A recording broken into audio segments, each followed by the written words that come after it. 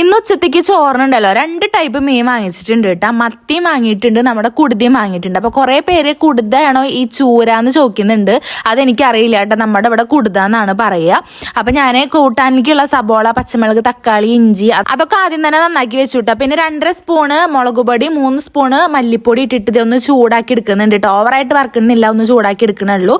പിന്നെ അതൊന്ന് ചൂടായി വന്നതിന് ശേഷം ഞാൻ പുളി പിഴിഞ്ഞിട്ടുള്ള വെള്ളാട്ടം ഒഴിക്കണത്. അത് ഒരു അത്യാവശ്യം ഒരു ഉണ്ട പുളി എടുത്തിട്ടുണ്ട് കേട്ടോ.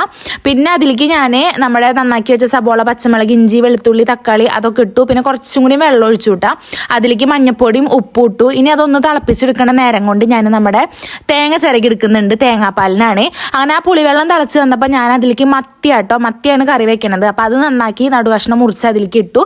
അങ്ങനെ മീൻ വേവണ നേരം കൊണ്ട് ഞാൻ വേഗം നമ്മുടെ തേങ്ങ ചിരകിയില്ല, അത് തേങ്ങാപ്പാലിന് വേണ്ടിയിട്ട് ഇത് മിക്സിയിൽ അടിച്ചെടുത്തിട്ട് അതിൻ്റെ പാല് പിഴിഞ്ഞെടുക്കുന്നുണ്ട് കേട്ടോ. അപ്പോൾ ഇപ്രാവശ്യം ഞാൻ 1-ാം പാലും 2-ാം പാലും വേർതിരിച്ചെടുക്കുന്നുണ്ട് കേട്ടോ. തേജു ആണെങ്കിൽ ഇതേ കളി കഴിഞ്ഞ് വന്നേക്കാട്ടോ. ഉച്ചയാകുമ്പോഴേക്കും ചോറിനാൻ വേണ്ടിയിട്ടാണ് വന്നേക്കണത്.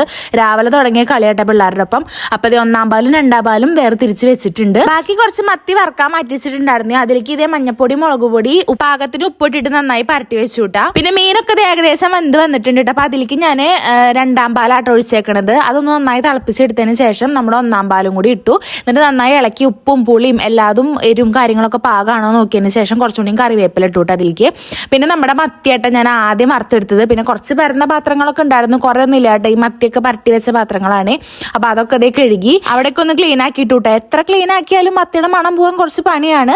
പിന്നെ ഇത് കുടുത മീനാട്ടോ. മത്തി വറക്കൽ കഴിഞ്ഞപ്പോൾ നമ്മുടെ കുടുതയും കൂടി വറക്കുന്നുണ്ട്. അതിന്റെ ഇടയിൽ ഇതേ വിൻഷേട്ടൻ വന്നിട്ടുണ്ടായിരുന്നു കേട്ടോ ഫുഡ് കഴിക്കാൻ. അപ്പൊ അവിടെ മതിൽ പണി നടക്കുന്നുണ്ടല്ലോ. അപ്പൊ അവർക്ക് ഇതേ മോരും വെള്ളാട്ടം ഉണ്ടാക്കണത്. ഇഞ്ചിയും പച്ചമുളകും ആട്ടോ അതിലിങ്ങനെ ചതച്ചുണ്ടാക്കണത്. അതിലേക്ക് എന്തോ തണുത്ത വെള്ളമൊക്കെ ഒഴിക്കുന്നുണ്ട്. പിന്നെ നല്ല പുളിപ്പുള്ള നല്ല ടേസ്റ്റുള്ള മോരാടുന്നു കേട്ടോ.